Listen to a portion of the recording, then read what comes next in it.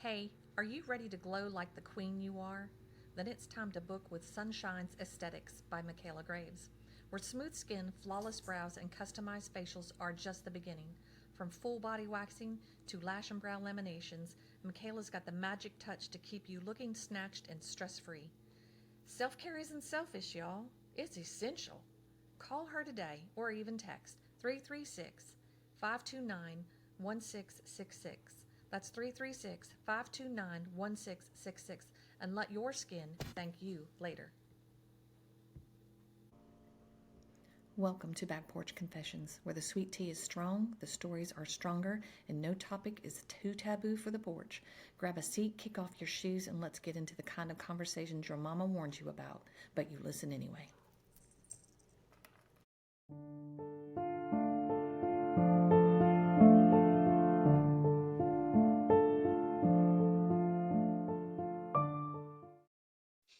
Hey, it's Barbara with Back Porch Confessions. I'm going to put in just a little short video to kind of back up the one that I just had with Angel. I'm sitting out on my porch. Hopefully there's not too much noise around us. But I will quit with the ums. I probably won't, but I'm going to try to quit with the ums. So in that video, I said a few things about my life and about my marriage. And I want people to understand that I'm truly coming from a place of healing. I love my husband and I love my mother.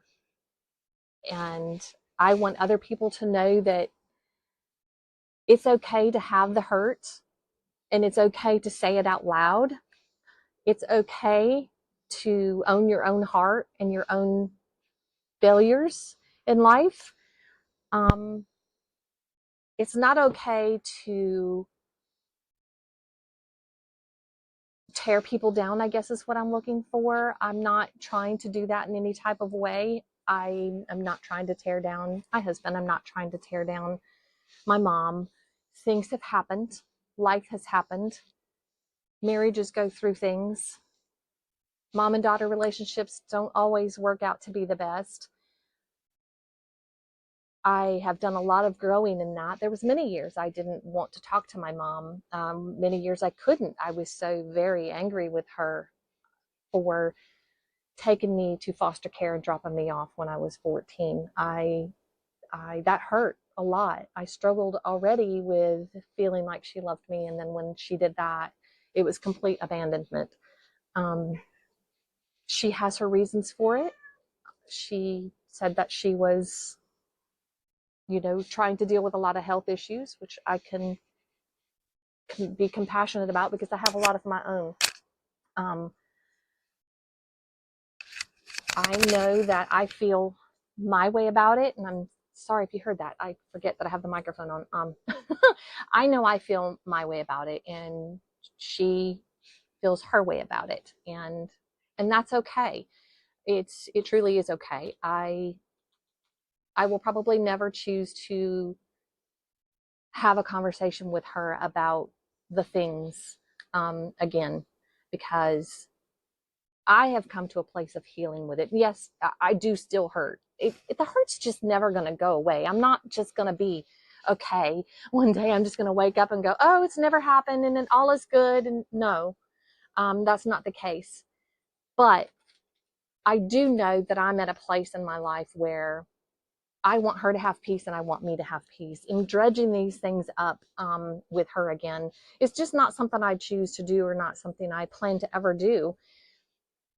Will it come up at some point? Will we ever have a conversation about it? Will we ever talk things through?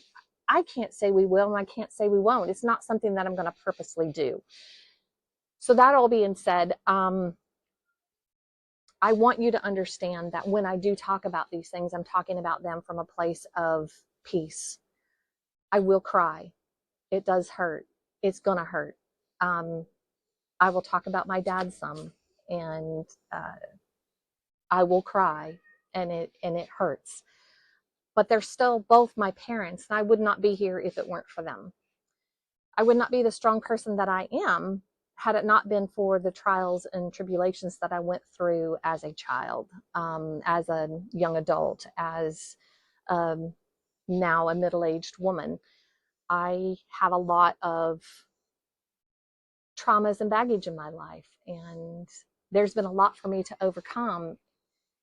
And then in all of that, because I've spent so much time, as Angel said, pushing it down and trying to ignore it, that now my health is kicking my tail over it. And I'm not faring well in that department because I've internalized so many things for so long that it literally has made me sick. So I'm trying to find a peace in many things so I can try to get less sick. I want to be able to live for my children. She also asked me if I fear death. No, I don't. Do I want to die? No. Have I tried to commit suicide? Yes, I have on 2 occasions. One time when I was younger, I took a bunch of pills, woke up, nothing. Evidently, I didn't take the right ones. That or God just had another plan for me, another route he wanted me to go. Then again, in 2012, when I went through a relationship change with someone that I had spent a couple of years with, he would break up with me, different things would happen. I kept letting him come back, all these things. There were a lot of red flags that I chose to ignore. There was a great deal of period where I was with him that I didn't care if he came or gone. You know, it was just somebody to hang out with. And then when we got to a point where we were actually just, you know, trying to commit a little more to one another, some things happened, some weird things happened, and things that made me go, And so I started questioning things, and, you know, God will make you see something. Even if you really don't want it to be there, God will make you see it eventually. It took me 2 years to see it, but I saw it. And then I found out that he'd been having a relationship with somebody else the entire 2 years that we had been off and on. And I felt like even though I didn't express this to people around me really, it put me in a spot that I felt I was no longer worthy being here. I no longer wanted to have people tear my heart out, stomp on it, spit on me, light it on fire, whatever. I didn't want to deal with it anymore. I was so broken because everybody I'm with ends up leaving me. I keep getting abandoned over and over again. So my feeling from being a child of being, there's something wrong with me. It's not that I necessarily felt not good enough, which I do in many things, but when you break it all the way down, and my therapist and I have done this, it really is that I feel like there's something wrong with me, that nobody can truly love me. Nobody wants to stick around. Nobody wants to respect me. Nobody wants to do anything. Sorry, my dogs are trying to get out. They're being very hurtful toward me in many ways. You know, my dad wasn't around much, popped in and out. I did watch him try to kill my mom. I blocked out many years of my life. And then when he did come around, and I was old enough to really understand what was going on, he was a Vietnam vet, and he was an alcoholic, and he would do things that were absolutely crazy, and things that I shouldn't have had to see at such a young age. And so there was a lot of traumas there with him, even though I did have the moment to talk to him, and I told him how I felt when I was younger. Did I get a healing from that? I did somewhat. I love my dad, and I know he got it right in the end with his stepchildren and grandchildren. I know he loved me in his way as much as he could, and I'm okay with that. It doesn't hurt that I was never good enough for him to want to stick around or get out of foster care. And why didn't he do that? Why didn't he come get me when he knew I was in foster care? Why didn't he save me? Why did his baby brother, have to be the one, and his wife? Why did they have to be the ones to come and save me? Why didn't he? I don't know. I don't know. I don't know if he just didn't feel like he was good enough to be my dad. I don't know. I have no answers to that because he's gone and I can't ask him. But at this point in my life at 52, I'm okay not knowing. I'm okay not knowing. I know that may sound crazy to some of you, but I really am okay not knowing. He's at peace. He no longer is in pain. He doesn't have to deal with the craziness that goes on in 2025 in this whole world, not just America, but the whole world. I'm okay with him being at peace. I hope that's where he is. I really truly pray that he is in that place of peace and no longer suffering. And so I kind of feel that way with the situation with my mom. She is here. I do keep her at a distance. I can tolerate small moments. Because I was very angry for many years. I couldn't even talk to my mother about the weather without getting totally pissed off at her. And that was in my teenage years. So, you know, it comes from a point of just knowing that you need to be okay for yourself. So 2012, I tried to commit suicide again. I didn't tell my children. I've never really told them this story. I've told a couple other people, just close friends. But I you know, I preach about not committing suicide, that it's selfish and it's that and it's this, and because it is. When you unalive yourself, hopefully they don't take this off because I said the S word, but you know,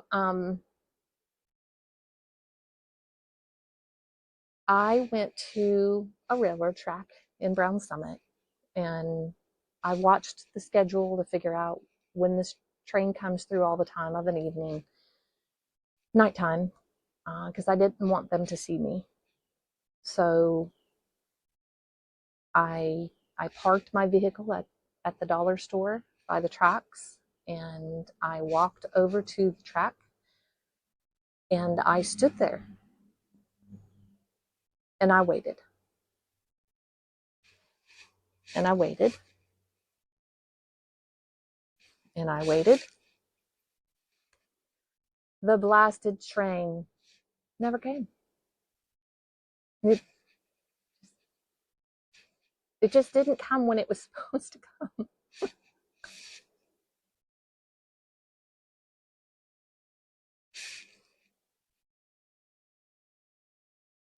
That's when I knew that God needed me to do something else with my life. That's when I knew that I needed to get my shit together. And I needed to find peace. I tried to find peace off and on. I often get lost. As I said, my picker's broke. It's a struggle. I'm trying to figure out how to hold that all together. I'm trying to figure out how to hold me together and keep my peace.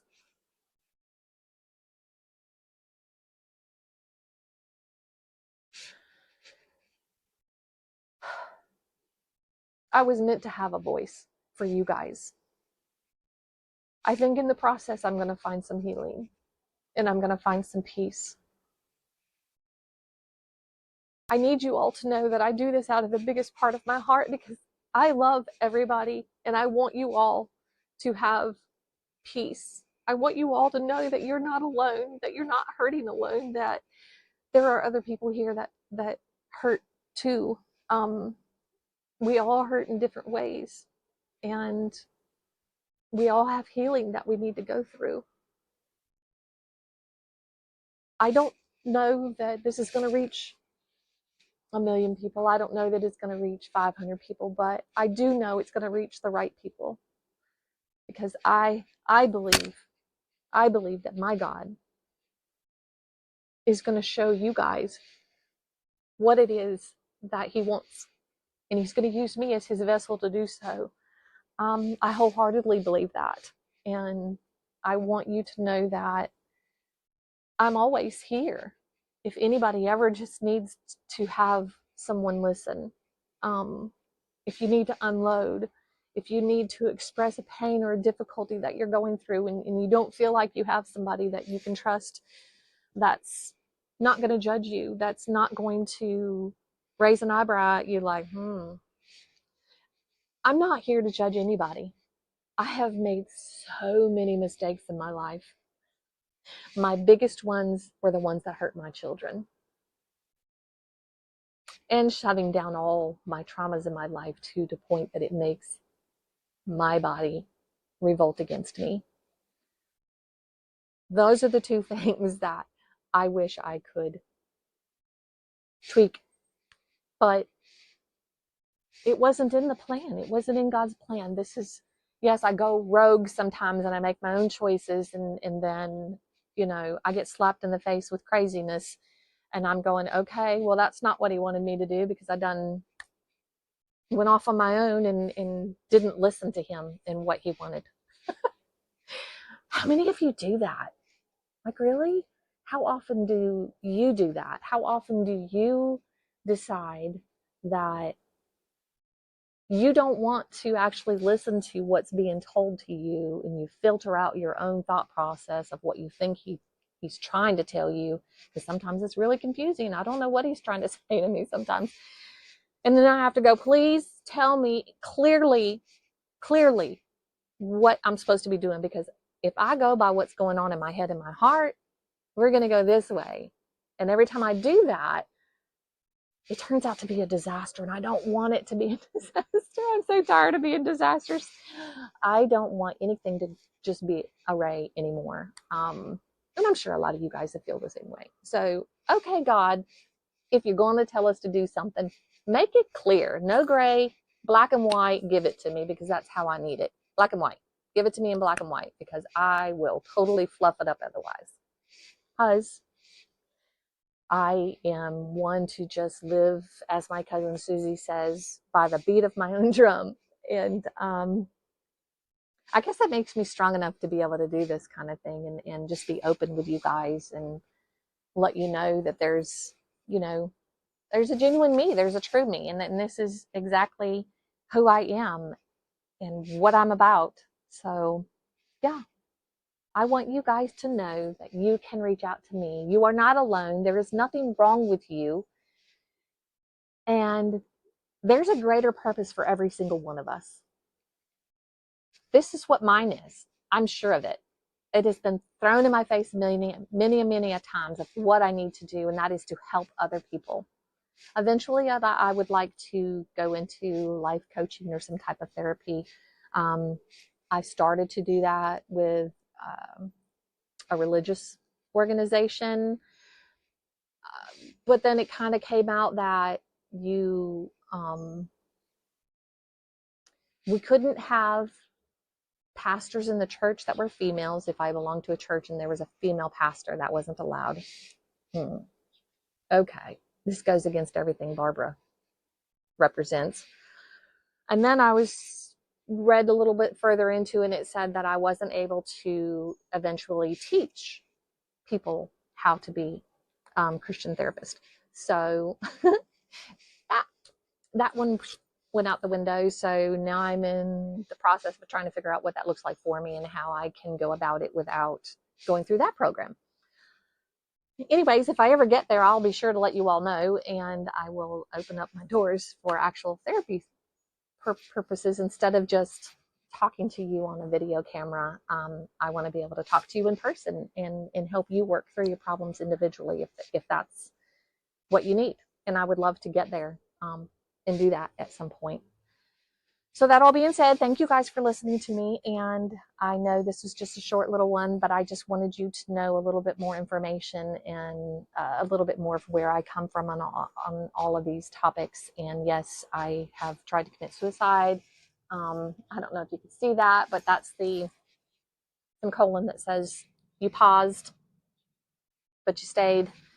I paused, but I stayed because God has another plan for me, and it was not to go out like that. Anyway, I know that's kind of gruesome, but it's the truth. It's my truth. I'm not hiding anything. I'm not going to hide behind anything. I'm not going to hide behind anyone. This is me, and this is what you get. Don't like it, scroll on. It's okay. You don't have to like me. But anyway, thank you guys. And I hope you have a wonderful day. See you later. That's a wrap on this episode of Back Porch Confessions, where the tea is hot, the stories are real, and we never apologize for keeping it honest. Produced and edited by the magic makers over at Zay Media. Until next time, keep your porch talk spicy and your secrets safe. Mostly.